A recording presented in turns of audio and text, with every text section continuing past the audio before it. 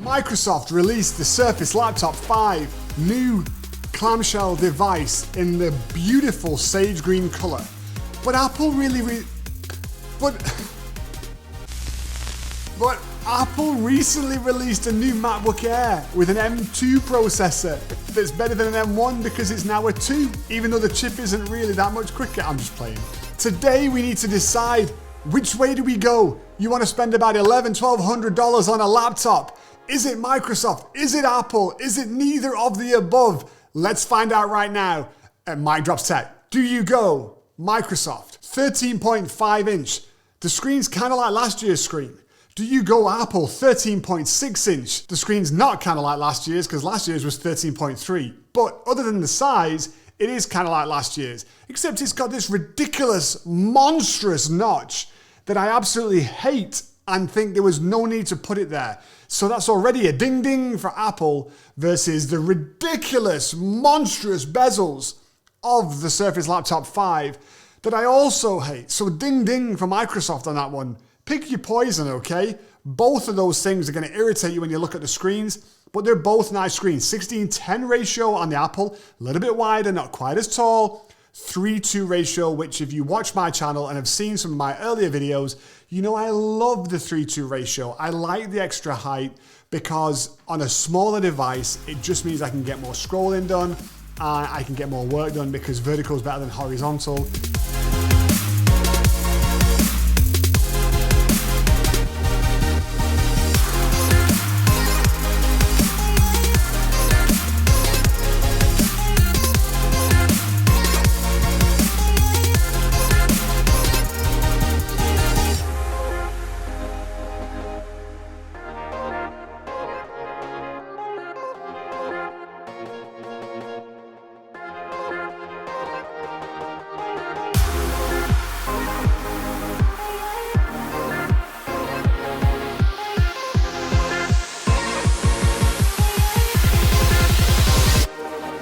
Get me on a big desktop on the other hand with a monster screen like a 32 inch. I would go 16:9 or 16:10 all day long. I wouldn't necessarily want a 3:2. Although, did you see that new Surface Studio that they just released with the great big 28 inch screen that's like this big and it just folds flat? Oh my word, I want one so badly.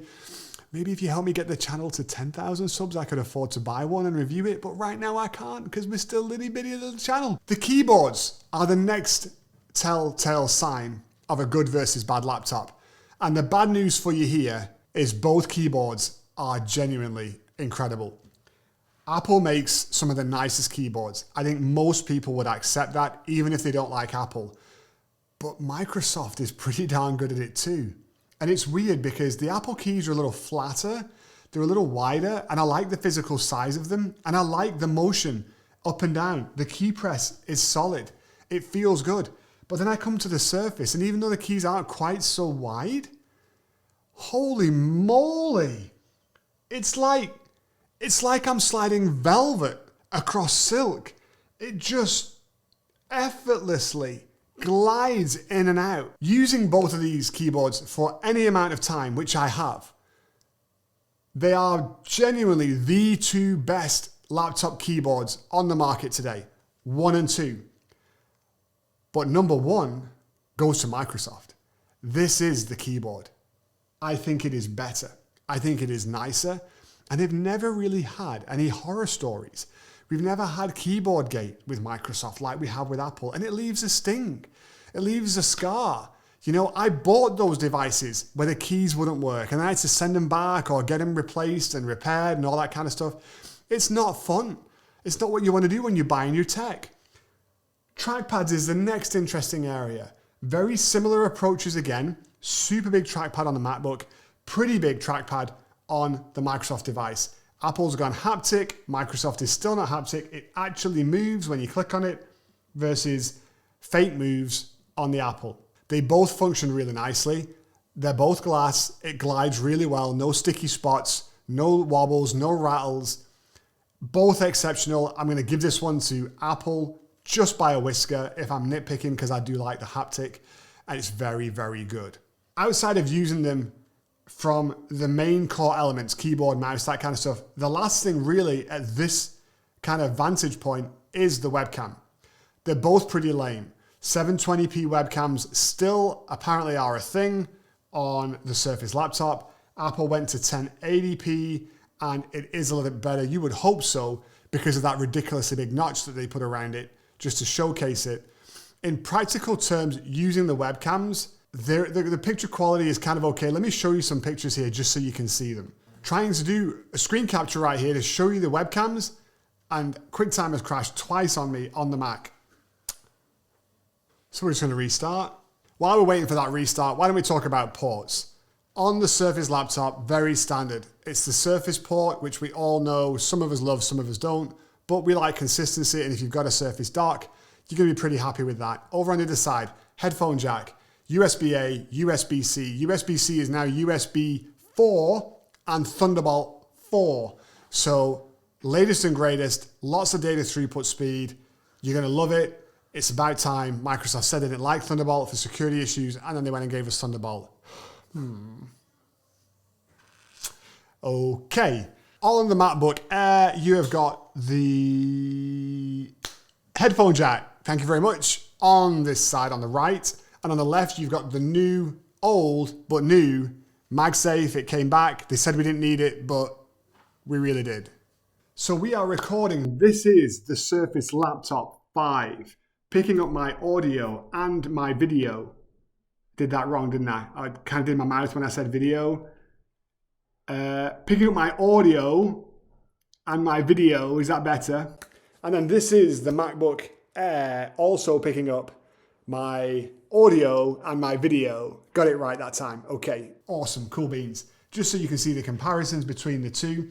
On the devices themselves, as I'm doing this, the colors look better on the Surface laptop. I got this pink kind of hue going on here in the corner of my studio. It looks more defined, clearer, crisper. The whites look better. On the Mac over here, this all looks gray and washed out. My face looks washed out. That's got me correct. This is this side of the room. That one actually has it the wrong way round. I'm sure it's just a setting, but I left all of this as default just so that it would record exactly how they come out of the box for an average user. Let's talk about performance on the machines. Here's some benchmarks so you can see them. As you know, I don't like benchmarks. They don't tell the whole story. Are these both quick and capable devices for normal everyday use? Microsoft Office, Google Work Suite, web browsing, watching YouTube, all the normal lower level stuff, even a little bit of light photo editing. They are both zippy, they are both snappy, and they both get the job done. You're really not going to feel any performance degradation between either one. If you want to edit 4K video, I think that's where things get interesting because Microsoft is still failing immensely on the side of video. iMovie is a great piece of software that comes included with a Mac. I don't care for pages and numbers and that stuff. Take it or leave it. That's your choice. But iMovie makes the Mac very usable because I can do low-level photo editing and low-level video editing, and it can handle it. On a Windows device, they include Clipchamp, but it's useless because I only get 720p unless I pay an upgrade, and then it removes the watermark. It's wrong, Mr. Microsoft. Stop it. It's not okay. Give us the tools we need with the devices that we buy. It should be part of your operating system when your only operating system competitor includes it and you don't. Enough of that. Performance is going to leave you just fine. And as you can see from these benchmarks, I mean, it's not a country mile difference. The bigger issue is going to be the battery life and how that performance is delivered when you're on the go. What else really matters? The chassis, the weight, the feel. I love the feel of the MacBook Air. Let's get these bad boys out of the way a little bit. Let me connect with you guys, my viewers. The MacBook Air is definitely just flat slab. The corners, the edges, it's so comfortable in the hand. I like this more than my MacBook Pro 14-inch. It's slimmer, it feels nicer, it feels like a portable laptop, and everything about it just feels well balanced, well made. Like, I'm ready to go. I could carry this all day long and I'd feel pretty good. Oh, look how pretty blue that looks there. You see all these lights going on in the studio. But then I get to this and I say, oh, look at that green. Oh, it's my new baby. It's beautiful. It's not as beautiful as the forest green Surface Pro 9. You might want to check that video out. But it is beautiful nonetheless. And it's also incredibly sleek. The corners are just that little bit more corner, if I can say that. They're not sharp, but they're definitely not rounded like the MacBook Air, but it still feels really nice to hold in the hand. I mean, it's weighted, it's balanced, dude, these are the best of the best in that $1,100, $1,200 range, depending on the pricing that you get at the sale and whatever else.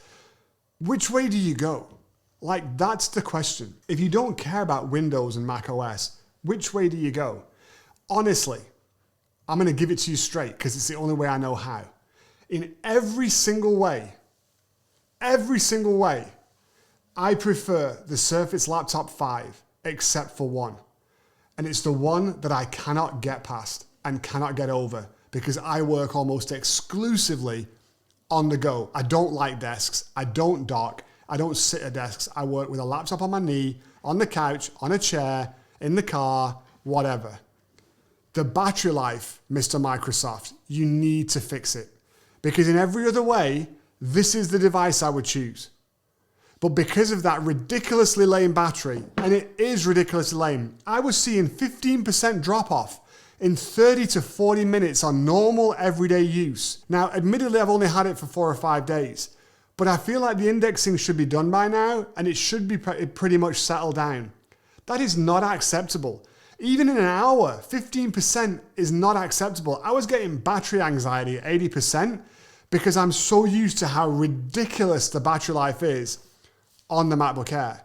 And so that would draw me to this device. But I kid you not, I was talking to TJ today in the studio as we got ready to film, and I will leave you with this thought. If these were desktops and battery didn't matter, this is the one I'm taking home. A couple videos ago, we said we were going to do another awesome giveaway for these mega prints that we sell on my store at Mike Drops Tech, or rather MikeDropsTech.com. At the time I said, hey, I've got a little print that was a test print, and we're going to give this bad boy away. This is not actually available to buy. It was just a test print that we did, so this is extra special, and I'm going to sign it in my special pen with my special handwriting that you cannot read. But then something happened, and I'm not going to be able to give this one away. And so I wanted to say sorry from the bottom of my heart because I found this large scale mega print. This is actually on the special fancy parchment paper that we are selling, and it feels magnificent. It smells magnificent. It looks magnificent. And Mr. Michael Fuentes, you, sir, are the winner of this print. So get in touch and I will hook you up. I'm going to sign this bad boy and I'm going to mail it to you. And it ain't going to cost you a dime.